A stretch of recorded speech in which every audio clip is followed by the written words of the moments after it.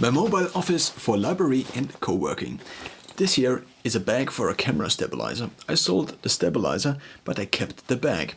This is useful because often there is the policy that you cannot take any bags into it. So they sometimes have baskets, sometimes you have to have a transparent bag, which you then put all of your contents in. I found this to be a risk for losing things, but also for damaging things. So once I had a super brand new notebook and I then slipped it out of my hand because I had to unpack all of these things. So what I'm currently doing is I'm taking this bag, I'm sliding it into my rucksack, I'm taking it out again, and I'm able to put it into one of these baskets at the library I'm currently going to. Now, in this bag we have the main device. The main device is currently recording the video, which is my notebook. I do have a Spectra, an HP Spectra 15, and the thing about this Spectra is that it is a 360 one. Now, what you can do with a 360 notebook is you can basically unfold it in a way that you can rotate it around and then have it like this.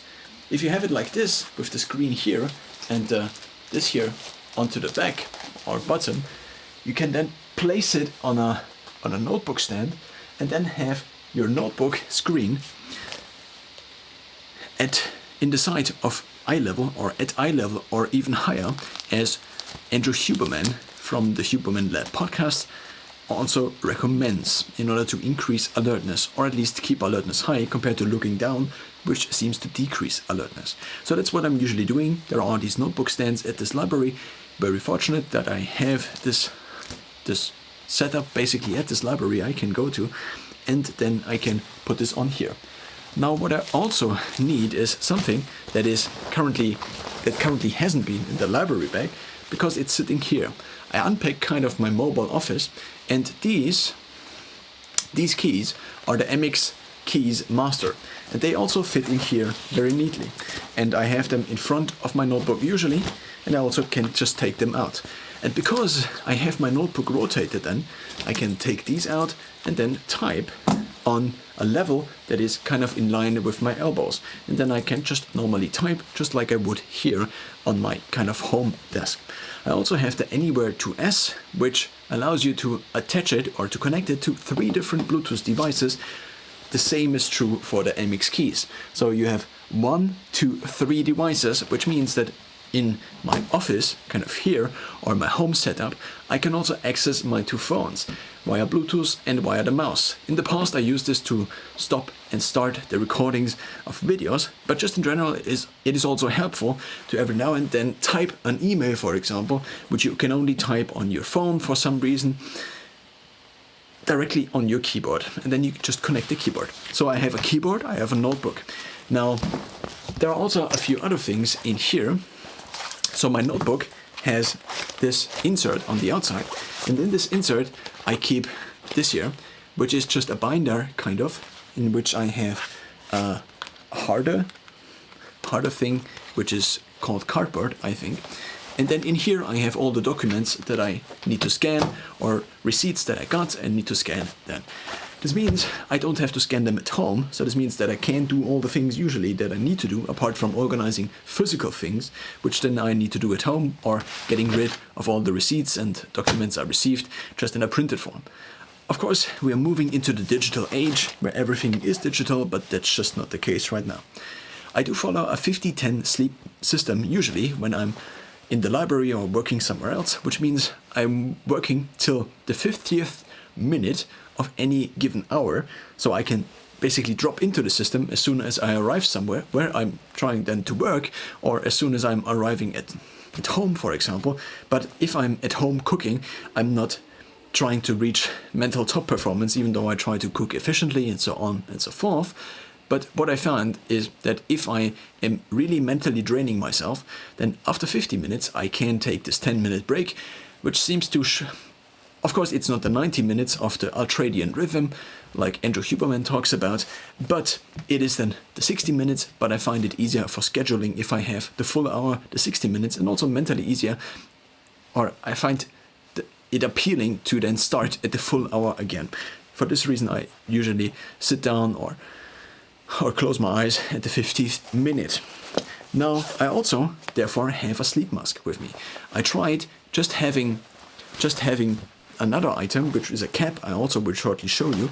But what I found is that the sleep mask is just a lot more efficient in basically getting rid of light. And because I had this in my bag anyway, in my rucksack at least, for traveling and for overnight sleeping somewhere in the train or in the bus, I just now am keeping this in my library bag. Therefore, it's still in the same rucksack, basically. Then I have a few additional things in here. The few additional things are, for one, this here, which sometimes you need to draw lines or have angles for something. Then I have a small box in which I keep half tablets of electrolytes. The recommended daily dose for these is 2 tablets of these.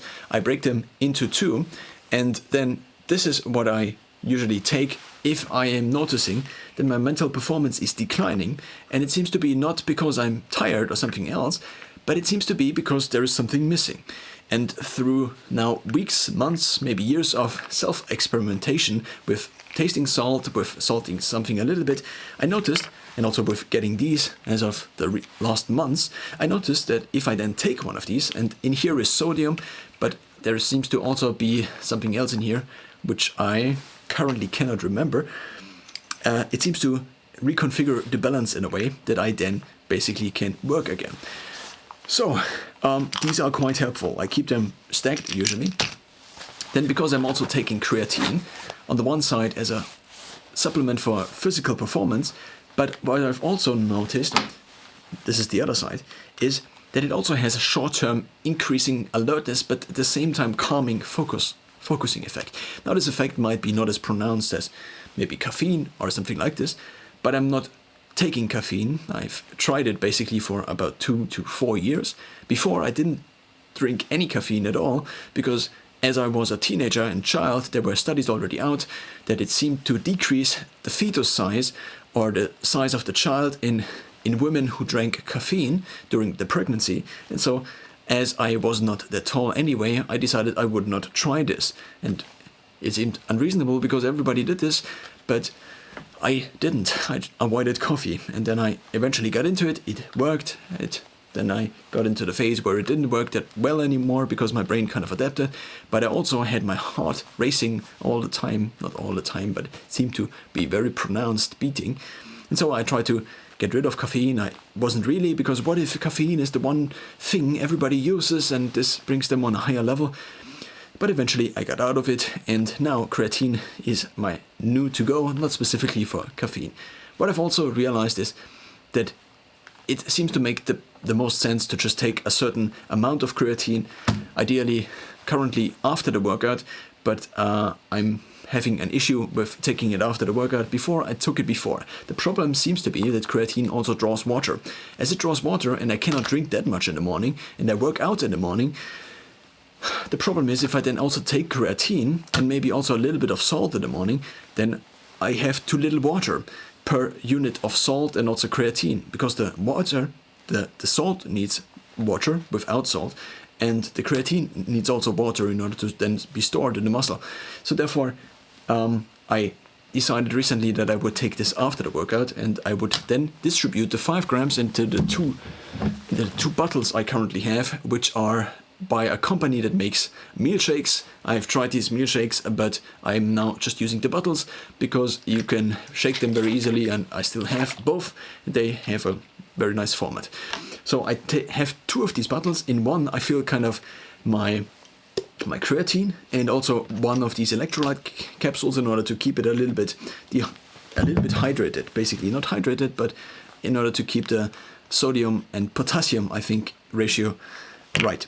Now, what is also useful about these capsules is that these capsules don't dissolve very easily.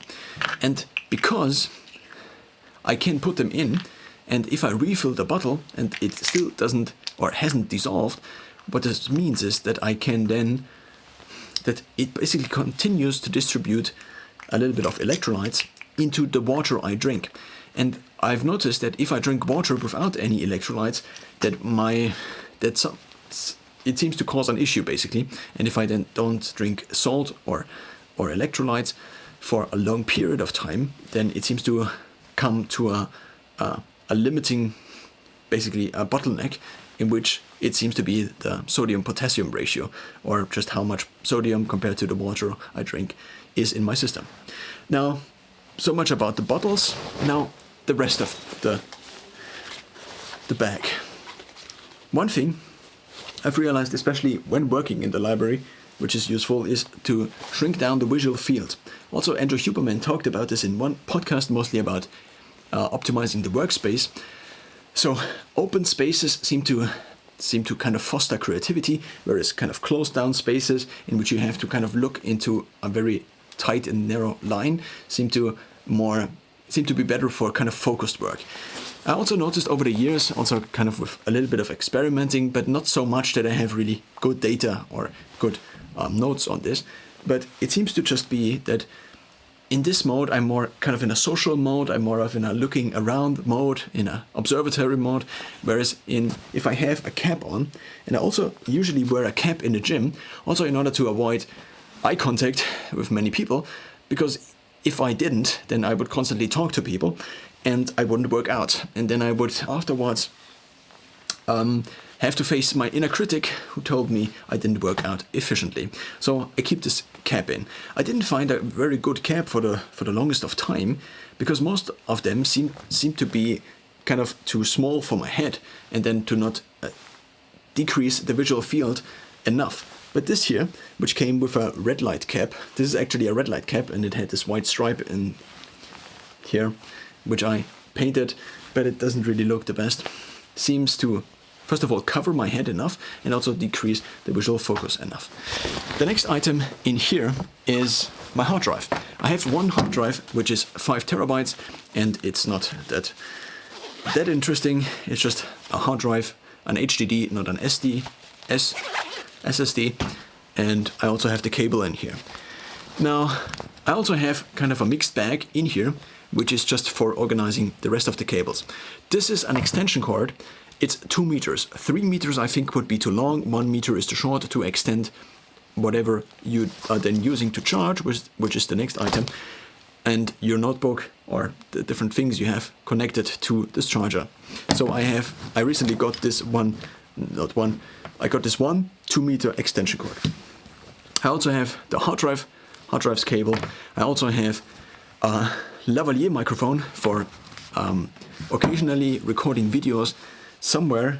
So the library I go to has kind of a creative space, and I can't potentially record videos in there, but you have to book it, and so I don't know that much about this. I've tested it in recent time a little bit. This here is a glove that is actually a drawing glove. I have the HP Spectra, and the HP Spectra, I actually can show it to you by just turning the camera here. So this is the HP Spectra, and now it doesn't show anything. I don't know what happened. Oh, no. It actually turned the camera. So this is the HP Spectra, and I can draw on this because there is also a pen. And you can also see that up there is OBS Studio running. And if I'm drawing on there, or I'm writing notes up for something I am writing in OneNote, for example, then I have this glove, which then ideally fits onto my hand. I got this, it is a little bit too small, and it also is currently turned around, or it is not. I found that it's just a little bit of hassle to get into it, and then also the pen needs to be charged, so I kind of switched back to not taking notes with hand, but just by typing them, which also gets rid of the kind of visual element you have to writing, but I haven't found a solution, but still have this here in the bag. So it's now kind of the opposite way around, but this is what it looks like. It only covers these 2 fingers. Now, in addition to the microphone, I also have this in here, which is a clamp, and I can then fit this into a mount, for example, and then mount my phone onto somewhere and then record video, similar to here. For this reason, I also have this ball head in here and just a normal pen. Now, onto the next items. What is left is mostly a shirt and a charger. And this shirt is just a normal long sleeve shirt. I usually now wear this shirt kind of as a standardization measure. Also, the idea is somewhat from Andrew Huberman. I also had kind of a standardization of clothes project before, but I didn't really find a very good solution. And now I just got this shirt if I'm too cold. And this shirt is also, you can wear it just as a long sleeve shirt. They also kind of look very similar, but this still has kind of the dress up option or functionality. So I have this in my bag if I'm too cold, especially if I'm fasting during the day. So I usually work out in the morning and then I'm fasting, or I'm just taking a protein shake with curd and milk. And if I do this, I sometimes get very cold, especially after like hour 6 from the second. So there are multiple hunger rises, and after the second one, my body temperature drops and drops and drops and drops until I'm at room temperature freezing. And if this is the case, I usually can't last in a shirt any longer, and I also can't do much of anything else without feeling uncomfortable. So this is why I just have the shirt in here. Of course, everybody has something to put on. Now, I also have this charger, and this charger is a little bit of the solution of, or the end of a very long history of me trying to find kind of the optimal, the ideal charger. My HP Spectra, in theory, charges with USB-C. Now, this also has worked over the last years already. It's just that I didn't find a charger that actually charged the Spectra at a high enough speed or power output that it actually would charge and not lose power all the time, or capacity, battery capacity all the time. This charger from Satechi, which I got from Amazon, I think it cost around $100 or something like this, 90 or 80, has, for one, this very flat thing, which you find in Europe, and this very flat thing now goes into this very flat elongation cable, which is very neat for traveling, because then you don't have the additional thing that is you don't have the additional security contact that would be on the outer layer in the other type of European plugs. This then goes into here, which also means you can exchange the cable, and you could also potentially just take along a cable here. I found it to be more useful to have an extension cord as well as this cable here, which is just a little bit shorter, because then this is kind of more mobile, and if I really need it, then I have this here. But it's not that just that the base thing is already bulky. Then this has in total 4 outputs. These 4 outputs are USB-C, so I can charge my notebook with, I think, 60 watts in here. I could actually look this up. So this charger has, in terms of the USB-C, has a power output of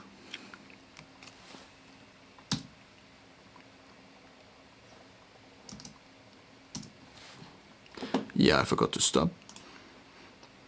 At 5 to 20 volts at 3 amperes max. This means 20 multiplied by 3 at 60 watts maximum. And this seems to, if I constantly charge my notebook, so I have to be constantly at a workplace where I am able to charge my notebook, otherwise it doesn't work.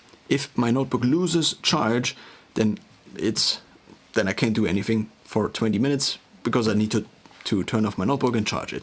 But if I have it constantly plugged in, then it seems to work. And I haven't found a charger that is actually kind of better in this regard. There are now chargers out there which cost about 240 euros, but this is also a little bit much for a charger. You might also lose at the library and might also need multiples of, so I haven't really bought one of these newer chargers. Now, there are also 3 USB-A ports. In these 3 USB-A ports, I have inserted 3 cables. One is for charging my phone. I usually only have my normal phone with me, which charges with USB-C, but in order to also be able to charge the Anywhere 2S every now and then, and this has a micro USB slot, and the MX keys have USB-C already. So now, in order to do this, I have basically a micro USB cable, and this micro USB cable, it doesn't, oh, it does actually focus. This micro USB cable has an adapter attached to it, which is then USB-C. And this USB-C adapter allows me to charge my phone then. What I also have is the plug for my Galaxy Watch, which I then also charge. So what I found to be very useful is that I just always, when I'm working somewhere, charge all my devices, which I have with me, and which I also take with me. So I don't have to come home and charge anything, because everything is charged all the time, at least ideally. So whenever I'm arriving somewhere, at a coworking space, at somewhere else, where I put down my notebook and begin to work, I just charge all of these devices. I also charge my Garmin and my Garmin needs this charger. Now this is an adapter which adapts to USB-C, and then the principle again is here the same. I have a USB micro cable, which then have a USB-C adapter on, and I then have the Garmin adapter on, which means that I can charge my Garmin watch without having the extra Garmin cable with me. And this is usually for charging my Garmin watch. The other one is usually just this, and then the other one I rotate between my phone and my Anywhere 2S, and also my keys, my Amex keys. And that's what I have in my library bag or co-working bag or mobile office. Of course, the notebook additionally, I already showed you the notebook. I still have my phone with me, and I have these two watches on me. I just take them off and then charge them until they are charged. Usually in about 2 hours they are both fully charged, and then I'm charged. I usually charge them a second time at kind of the end of the day, and that's what I have in my library bag. In short, we now pack it again, or as a conclusion, or as a summary. This is the bag. Then I put in my notebook into this notebook bag. I also put in my files, my offline files. Then I have this here, occasionally for drawing. I also have creatine in pill form. These pills are 1.25 grams. This means if I take 4 of these, it amounts to the total of 5 grams, which is the standard recommended dose. I then have my sleeping mask, which I also put in here, which makes it easier accessible. I also then have my hat, which is also usually in there, because if I'm driving to the library, usually in a bike, or sometimes also I'm driving home, if the sun is still out, then I'm exposing my eyes to the sun, and therefore I'm not wearing a hat. Especially in winter, this seems to be quite useful, but I don't have any data on this. It is just that this is what Andrew Huberman says, and I'm trying to follow what Andrew Huberman says. Now, they also have this here, but this goes into the mixed bag. In the mixed bag, we find this mount, we also find a pen, and we also find the ball head, and this all goes in here, which makes the whole thing a little bit more organized. Then I also have the electrolytes. The electrolytes also go into this bag here. This bag here needs the additional cable for the hard drive. Also, having the hard drive is quite a risk, so I try to back it up, but this is not so working very well, at least at this point in time. I have the hard drive in a kind of drop-proof case all the time, and I have my long sleeve shirt. In summer I usually have the short sleeve shirt. I didn't test this shirt specifically for summer, but I can at least roll up my sleeves. I don't know if a normal short sleeve t-shirt would actually be kind of lighter for summer, because this is just very light already, but I have to test this in summer. Maybe it is just a little bit too hot for summer, but then I also maybe a normal t-shirt is kind of hot for summer. If I then take the charger, and I also do have these rubber bands around here in order to be able to tie a cable, or to tie a cable into kind of this form. What seems to usually work is if I tie all the cables like this, and I have them bounce out all individually. I also try to tie them together, but usually I need to have them kind of apart. It seems to just be the better alternative. And then I take one of the remaining things and take this and push it around all of the other cables, which seems to kind of usually get most of them together. Maybe sometimes I do have to stick in something additional, but this seems to be fairly easy and quick, and then I'm still able to take the whole puck, or to take the whole of it and get it into the bag. I also forgot to put this into the mixed bag, and the mixed bag is to be found here, and I take this and also put it in. This I found, or I actually ordered for a specific workplace where there was just the plug, which was out of the way. Also, I found this to be useful when I'm in a Flixbus or in a coach, in an intercity coach, for example, and I just don't have a plug in front of me, or somebody else already uses the plug, and I can get this cable and plug in somewhere else, and then get the additional 1 meter I have on here, plus the 2 meters I have on this cable, which then lasts me, and I can charge all my devices again. That's basically it. And then I have the 2 additional bottles, which I then use for drinking water and filling up the water at the the sink. Sink, sink, sink. And now my keys don't work anymore. They seem to have connection issues.